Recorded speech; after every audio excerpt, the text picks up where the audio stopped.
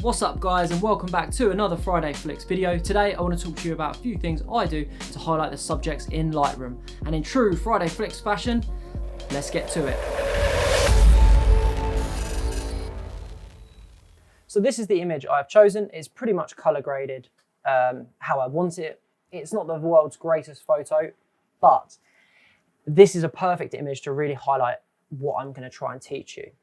So first things first, we're going to go down to our vignette, and it's an easy one. You're just going to take it down. I'll take it down usually quite far to start with, and then I will bring the midpoint down, leave the roundness generally where it is, and then I'll take the feather up slightly.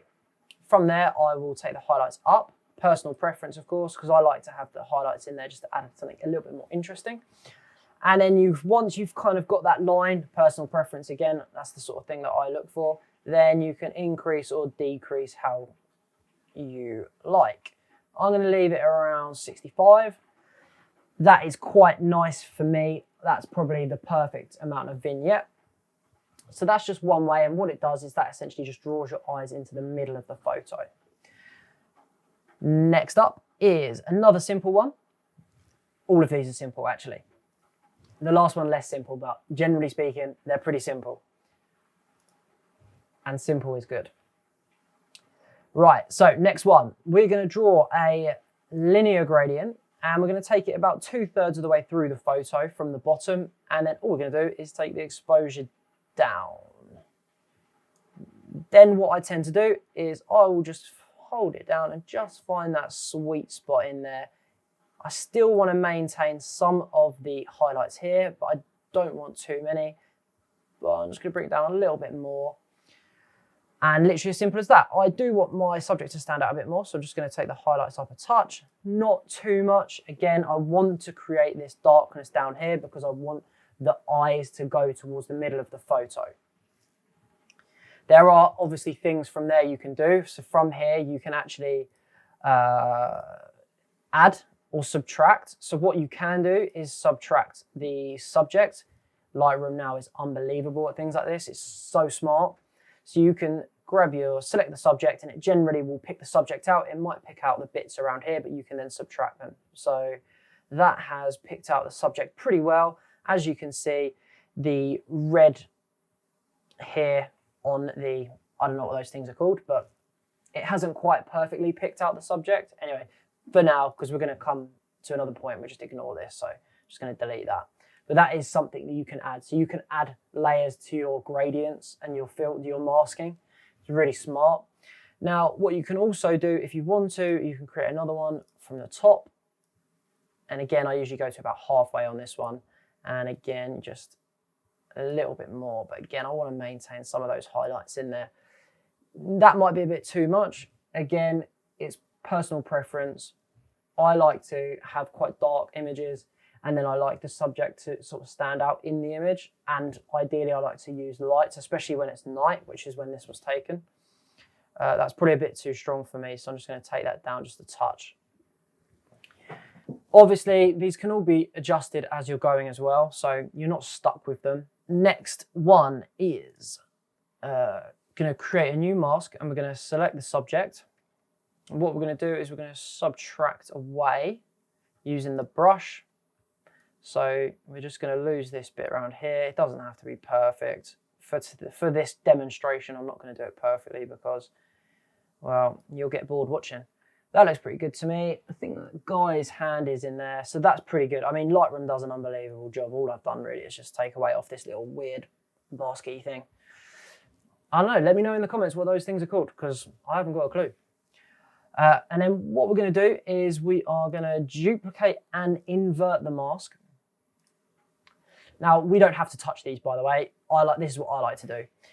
So we've got the inverted mask. What I'm going to do is I'm going to take the exposure down just a touch more. It's a tiny bit. These are tiny changes, but I'm also going to take those highlights back up.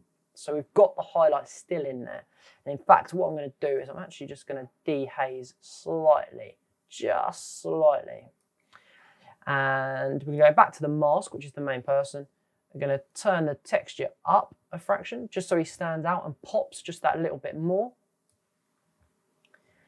And I'm just going to use the highlights from his body to take that up a little bit, just so he stands up. So just so you can see, this is the before photo. This is the after.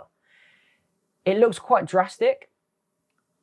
I haven't actually made loads of changes to this, but what I've done is I've used the natural shades and the natural highlights to essentially just accentuate the parts of the photo that aren't important, to then leave me with something that's quite nice. Well, I think it's nice. Of course, it's subjective. It's not the world's greatest photo, in fairness, so take that with a pinch of salt.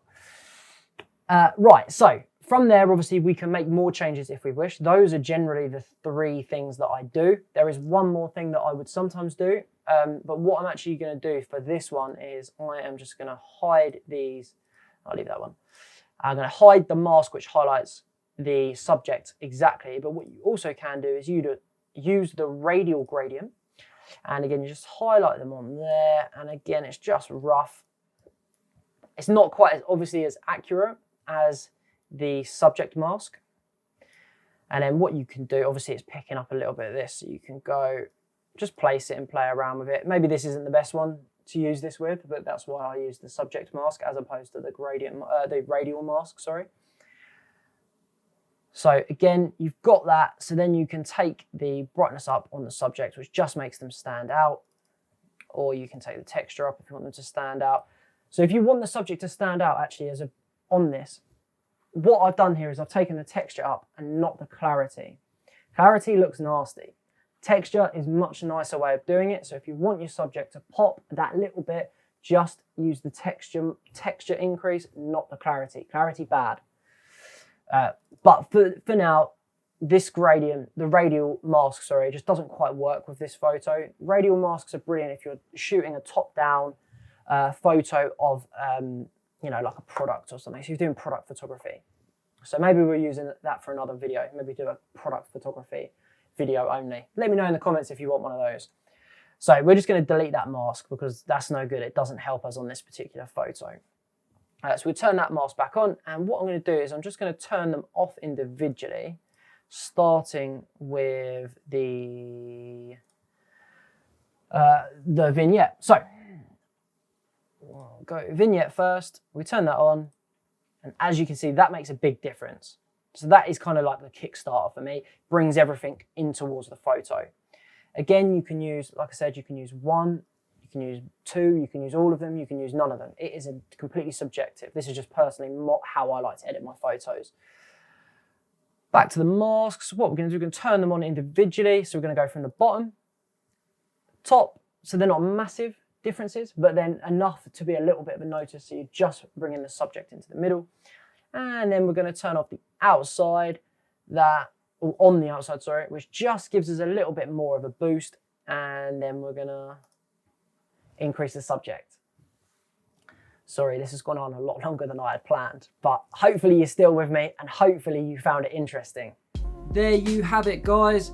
Those are my nice, easy ways to make the subject pop in Lightroom. Hopefully you found them interesting. Hopefully you can implement them yourself. If you have any questions, let me know in the comments. I'm more than happy to help. That's what this channel is all about. Everyone getting better at photography, videography, editing, and everything else.